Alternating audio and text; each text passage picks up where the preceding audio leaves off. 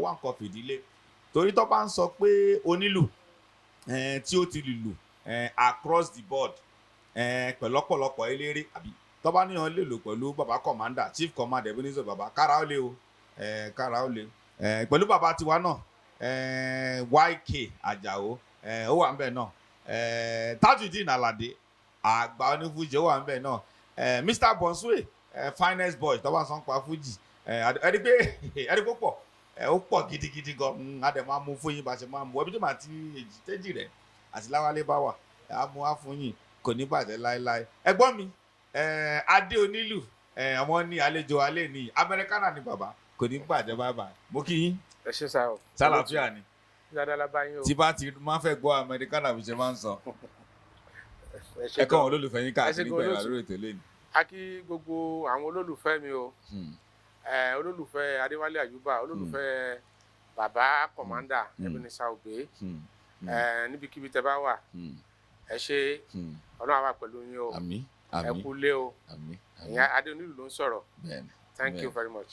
ẹ ṣe bó ṣe dé láti ilẹ̀ Joe Biden láfiwọ́ pé ẹ̀gbọ́n ẹ̀ wá ń bì àgbò tó dọ̀wọ̀ yẹn ti ń béèrè wọn nínú mi dọ̀dọ̀ pé wọ́n fún aláyè yẹn ń pè kàkà wọn bàbá wa Rasaka Ládòkun kò ní bàjẹ́ gbọ̀n mo kí yín ẹ̀gbọ́n ẹ ṣé mo kí yín ẹ káàbọ̀ sórí ètò thank you olóòtú kò ní bàjẹ́ láéláé ẹ jẹ́ ká mú láti ilẹ̀ Ade Onilu lọ́pọ̀lọpọ̀ èèyàn mọ̀ yín sí kí lórúkọ bàbá tí bàbá sọ yín gangan já mú láti bẹ̀. thank you very much olóòtú Adéníran Àyànṣọlá ni orúkọ tí bàbá sọ mí Adédèjì orúkọ bàbá ti mí so we are from Iléṣà Ìjẹ̀ṣà ni. màá wá ní kó gbé lù báyìí sí kó ṣe rọ fún wa ní ṣókí ká wá tẹ̀síwájú pé olórin wo gan lọ́kọ́kọ́ tẹ̀ lùlù fún tó dẹ̀ wọ́n tá jókòó tì wá yìí wọ́n ti ṣeré o wàláhì tàlà wọ́n ti ṣeré gidi gan àmọ́ ẹ jẹ́ kó ṣeré fún wa díẹ̀ ká tó wá tẹ̀síwájú. bàbá mi mo fẹ́ kẹ́ bá mi gbé lù yẹn lù kọ́kọ́ fún mi ọ̀pọ̀lọpọ̀ wọn èèyàn tẹ̀ fẹ́ rọ́wọ́ yín pé Ade Onilu yìí kátà ní nǹkan tó fẹ́ ṣe ṣe bàbá mi.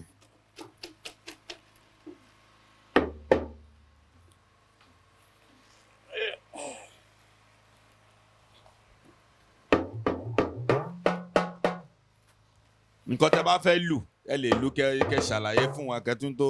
Okay.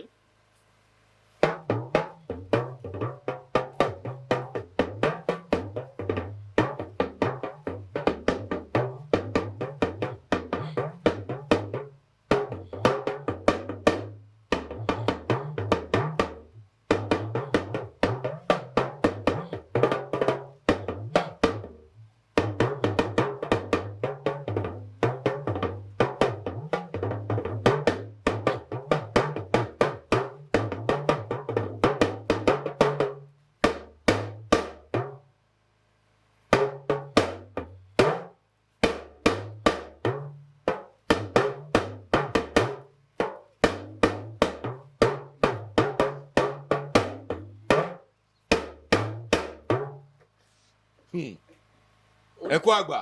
oríkì ọba Iléṣà ni mo kì yẹn. ọba Iléṣà. ìyẹn bàbá tó wà ń bẹ̀. tó wà ń bẹ̀. bẹ́pò lọ́rọ̀ ọkùnrin àrùmọ̀láràn.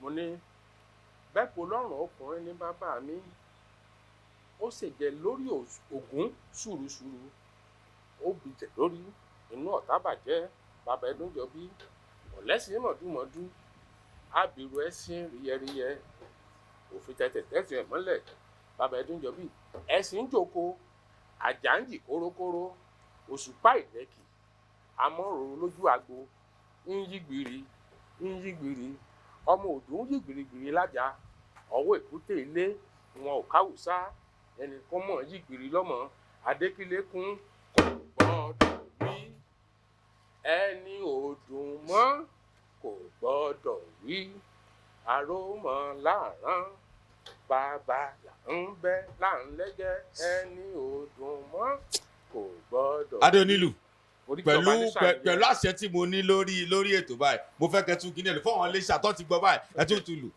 ká tún gbádùn ẹ̀ gidi gbogbo iléeṣẹ́.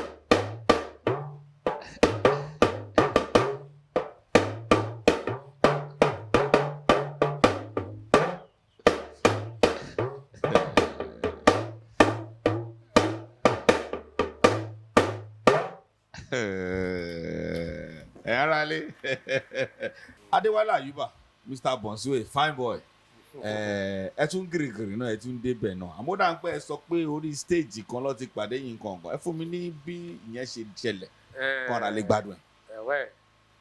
ọ̀dọ̀ òbí ni mo wà tí mo fi dọ́dọ̀ Adewale Ayuba nígbà tí bàbá ń gbà yẹn wọ́n prepare fún 50th birthday wọn that was 1992 so ẹ mọ̀ nígbà yẹn dẹ̀ nìyí mo ṣàdọ́dọ̀ bàbá kò sí ìpọ́dún mẹ́ta ètò bàbá dẹ̀ ti ń sọ pé táwọn bá fi lè 50 so pé kò sí nǹkan tó jẹ́ ntàrí fún àwọn so mo ṣèdọ́dọ̀ Ayuba nìyẹn. ṣọwọ́n sí Ayuba ti gbọ́n pa yín ni ṣé ẹ̀yin náà ti ń wò pé báǹdì mo láìkẹ́ ni bó ṣe dẹ́gẹ́ darapọ̀ mọ́ wọn fún wa ní ṣókí. rí nǹkan tí Ọlọ́run bá ti sọ pé ó máa ṣẹlẹ̀ kò sí ẹ̀dá kankan tó lè yí padà bọ́rọ̀ mi ò yé.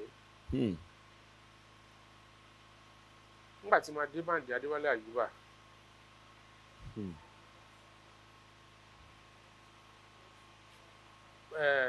bàbá kan wà nínú báǹdì ògbé wọn kì í play mọ́ sí ṣẹ̀kẹ̀rẹ̀ náà máa ń lù àwọn náà ń play drums nígbà yẹn á pè wọ́n ní bàbá Sunday Fadugba láyé ìgbà yẹn wọ́n máa ń gẹrun báyìí bíi. Lawale mọ̀sán bọ̀ wá Sunday Fadugba tá pàdé wọn bàdàn àbọ̀ ní punk. Yes so Ìjẹ̀ṣà kan náà jọ ni wá so but tẹ́ ẹ bá tí wọ́n bá sọ̀rọ̀ ẹ̀ lè mọ̀ pé Ghana lọ́pọ̀lọpọ̀ máa ń pè wọ́n. bẹ́ẹ̀ni. bàbá yẹn ni. torí ìmúra wọn gan ìmúra bíi àyọǹgẹ ni. yes bàbá yẹn lájọ wà ní Miliki ìjọ náà lọ́hùn so à ń jẹun lọ́wọ́ ní Obey Miliki so tí Chief Adewale Ayuba pẹ̀lú àwọn méjì kan wọ́n dé Miliki so wọ́n wá jókòó pẹ̀lú wa.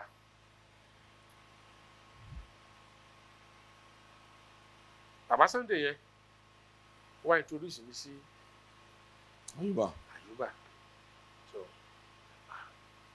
Chief Adewale yọ wá ní pé àwọn dẹ̀ ní ìdí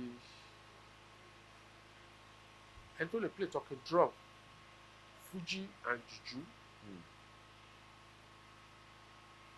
Bàbá Sunday yẹn jọ́nà ló wá ní pé jòun lé Fuji talking drummer tó wà ní báǹdì ní ìjọ yẹn so aṣáàkìrà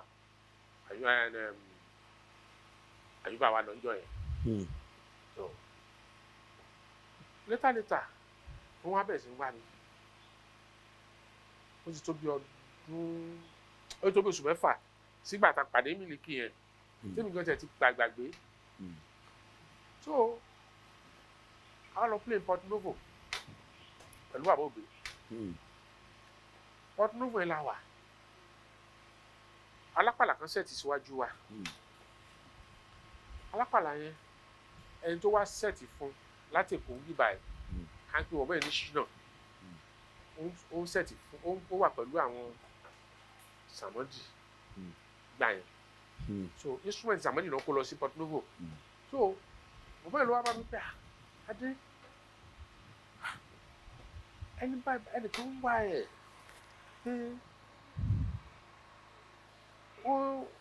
ó gbá sí ọ́fíìsì àwọn pé ó pé ó júwe ẹ ó dẹ̀ ṣe júwe ẹ bàálẹ̀ sọ pé lágbájá ni gbà bàbá yẹn rò pé bóyá Ìkọ̀tún Mushin ni mò ń gbé bí ìwà Ìkọ̀tún ni mò ń gbé but Mushin ni máa ń wà so wọ́n ní Chineke wá ní òun ti try mi wá sí Buhari bí ẹ̀bí mẹ́ta láti rí mi pé òun ò rí mi bá ní ta ni ló bá ní ọba dárúkọ Adewale Ayuba olórí ni ó ń wá mi gidi gan ok so pàṣẹ wá padà sí Nàìjíríà láti Porto Novo ní ọjọ́ kẹta so àwọn tí a lè jọ play fún Tájú Àlàdé tí wọ́n ti join Adewale Ayuba ní 88 bí 3 years after tí mo ti kú mẹ́rin wọ́n wà máa di Ayuba tó ń pọ̀ gan wọ́n tó bí 5 so ìkànnù wọn àwa ríra wọ́n ní ẹni bàbá ẹ̀ wá mi wọ́n ní yes pé kí ni mò ń ṣe lọ́la òun fẹ́ ká ìjọ lọ sílé ọ̀dọ̀ ẹ̀ àṣìlọ́dí ọ̀dọ̀ Ayuba ń jẹ́ náà lọ́rùn so àwẹ̀ kò fẹ́ kí wọ́n fẹ́ òun ní ìdìbò ní báńkì I need somebody who can play talking drum Fuji and juju so lẹ́nu kò sá àmọ́ ìgbà yẹn wọ́n ti ṣe bọ́ọ̀bù ti jáde bọ́ọ̀bù ti dàgbòrò rú ó ti reach bọ́ọ̀bù kẹ́yìn tó darapọ̀ mọ́ wọn ọ̀rẹ́ kò dùlẹ̀ bá wọn ṣe bá sì rántí. gbogbo rẹ́kọ̀dù tó ṣe láfta bọ́ọ̀bù Ayinbogudi play for me èyí tẹ́ tí ń jẹ bisikíìtì tirẹ̀ lamẹ́ríkà ńkọ́.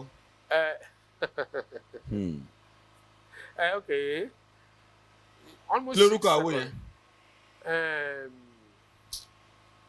Onibogudi, yes. Onibogudi. Yes, oúnjẹ kan wà Tàǹjẹ́lá Amẹ́ríkà o. Yes. Oúnjẹ kan wà Tàǹjẹ́lá Amẹ́ríkà o. Tabariru ẹ̀jẹ̀ lè kó gbogbo wa la. Ta ló ń sọ fàtí bọ́mú? Fàtí bọ́mú. Nǹkan tá a rí jù náà ni.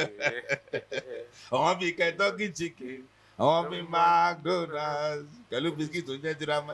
Ṣẹ́yìn ládé onílù. Bẹ́ẹ̀ ni lágbára Ọlọ́run. Ẹ wá dé onílù mi. Ẹ wà pẹ̀lú olómìnira. Ẹ wà àfàrò olómìnira. Tí bọ́ ṣe fèkó lẹ́rìí. Ẹ wò wọ́n ẹ tú wọn o. Àmọ́ Adewale ò bọ́gà ní ìṣẹlẹ́rán lára. Ẹ̀yin tẹ bọ́gà ẹ̀ ṣe tẹ̀ ṣe lẹ́rán. Ẹ tún dáàbò. Ẹ mọ bí ṣe fèkó. Ẹ mọ bí ṣe. Ẹ kú iṣẹ́. Ẹ kú iṣẹ́.